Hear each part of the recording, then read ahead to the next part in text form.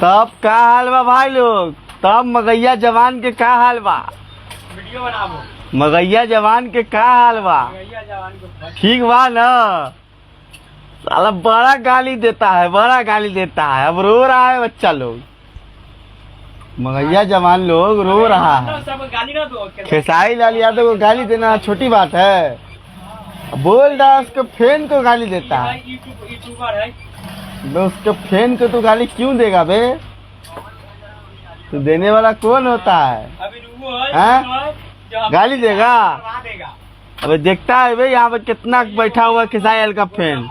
सब खेसारी लाल का फैन सब इधर, समझा? मगैया जवान नाम भी रखे हुआ, मगैया जवान का नेटैया पुटैया नेटैया पुटैया तरह काम कर रहा भैया। तुम लोग गाली देगा? दे गाली, और गाली दे ले, ठीक ना?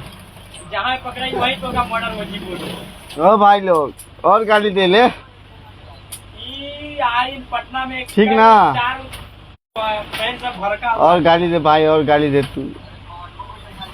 सबको गाली बरके, सबको गाली बकता है। पवन सिंह को गाली देता है, उसको गाली देता है। क्या रे, जो पवन सिंह को गाली कहाँ समझ रखा? गाली दे रहा, सबका नाम ले लेके ना कहाँ समझ रखा भाई तू? सबको गुस्सा दिलाबो।